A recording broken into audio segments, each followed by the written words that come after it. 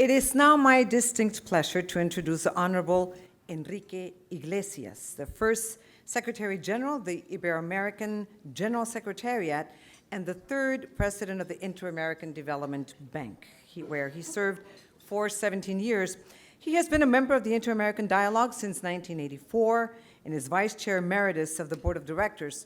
Mr. Iglesias served as Uruguay's Minister of Foreign Relations, President of Uruguay Central Bank, Executive Secretary of UN Economic Commission for Latin America and the Caribbean, and Chairman of the conference that launched the Uruguay Round of International Trade Negotiations and led to the creation of the World Trade Organizations. Thank you so much. Please welcome Mr. Enrique Iglesias.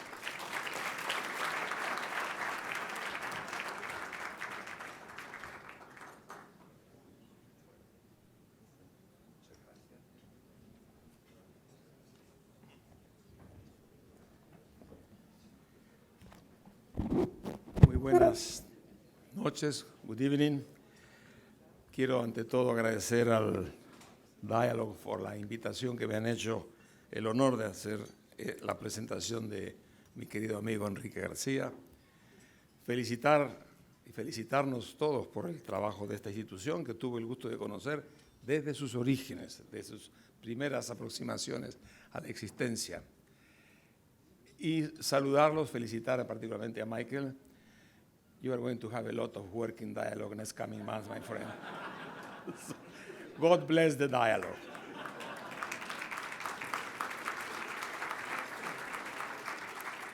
Well, let's go to business now. It's my great honor to speak at this now traditional Inter-American Dialogue event, to recognize distinguished Inter-American figures worthy of appreciation for their commitments to the great values of our community.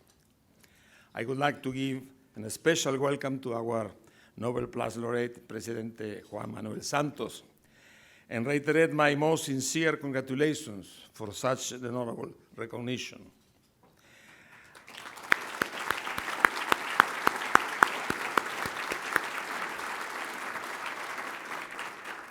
I wish you every success in this long-awaited and deserved goal of peace for your country.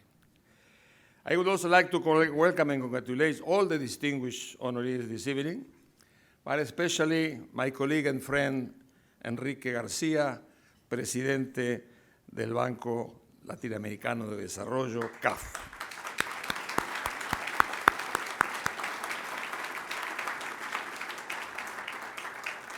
After 25 years of memorable work, Enrique's time as the president of CAF will come to a close, lamentablemente, in the next few months.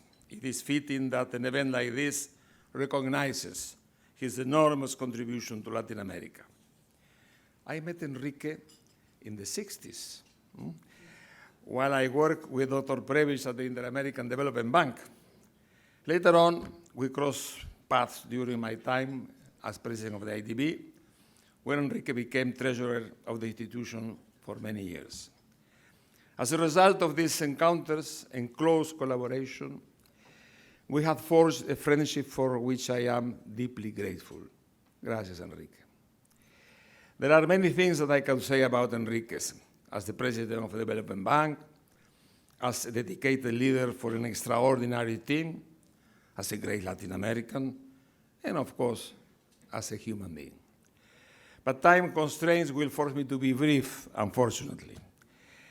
After leaving the IDB and being sought after by all the political parties in his country, Bolivia, he became Minister of Economy, and later on was appointed President of the Andean Development Corporation, la CAF, an institution created by the 5 Andean countries committed to economic integration. At that time, that modest and respected institution had just 100 staff and $300 million in assets. Today, 25 years later, this institution has become a large global organization known as CAF, Development Bank of Latin America, with 19 member countries, more than 700 staff members, assets worth of $35 billion, and $2.5 billion in annual lending. CAF is an institution with a well-established international profile and high credit ratings, and a trust partner for international investors. CAF also has a dynamic and creative leadership in Enrique, and an active president with a non-resident minister board of directors, which incidentally generates a modern, flexible dialogue that sets an example for the leadership of international financial institutions. In addition to an exceptional leadership style, a qualified and motivated team is necessary in order to have an institution to be successful. Enrique achieves this by boosting morale and encouraging close collaboration with his ever-present smile and his unique sense of humor. Enrique knew how to pass this positive energy onto his team, encouraging ownership of their work and involving them in the formation of his impressive bank. Through this work, CAF became the global institution that is today, recognized by financial markets and private investors that support his policies.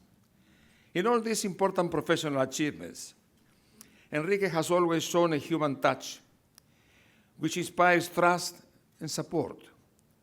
Leaders in the region and throughout the world appreciate him as a considerate friend who is always willing to help, listen patiently, and share experiences as a sharp analyst who sheds light on the complexity of the world's political and economic issues, in particular of Latin America.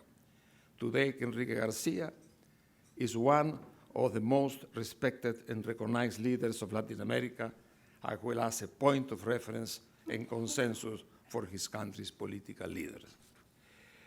President Garcia was also very creative, promoting a series of regular seminars and workshops in prestigious universities and research centers in America, Europe, Asia, broadening the recognition of objectives and policies of CAF, and at the same time, promoting knowledge of Latin America's social and economic challenges, simulating a better understanding of our region. Perhaps, having had the responsibilities of leading a bank like the IDB allows me to evaluate through shared experiences the complexity of an adventure like the one Enrique started 25 years ago. Yo te entiendo, Enrique. Muy bien. Gaining member countries' trust and at the same time attracting resources for the bank from financial markets and investors is not an easy task, although it is a fascinating task. You know that. It requires constantly examining the economic, social, and political rationale of projects in the context of each government's current environment. This means accepting and making sure to our partners they understand from the beginning that the countries we serve are not clients, are partners in a joint venture. Dear Enrique, we are living in a turbulent political, social, and economic era. But your work, like I used to enjoy in the past, has been about not only making the bank grow, but increasing development opportunities for our countries and our communities. The virtues of a public development banker are not some of those of the private bankers. Our job is not to make money. It is not to lose either. Our job is to improve the qualities for our life, for our communities, and to promote cooperation among countries. You have always held this commitment as your foremost objective in this way. You have took this with a great passion, a call to public service in which you have shown an exemplary achievement. Congratulations for that. Thank you, and once again, congratulations, which I would like to extend to Beatriz, your dear wife, your daughters, your grandchildren, always present in your life with their support and their love. I only wish that your next 25 years brings to some success you have enjoyed in the past 25. And of course, I want to see that personally. Thank you very much. Por favor.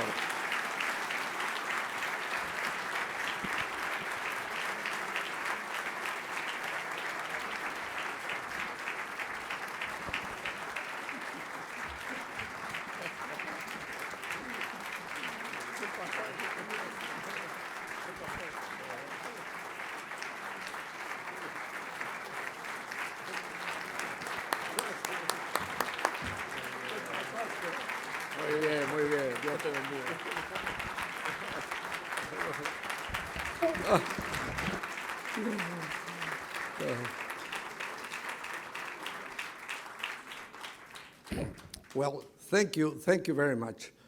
First of all, I was quite surprised because when they told me I was going to get this award, they told me that Enrique Iglesias was going to introduce me. I thought he was the singer.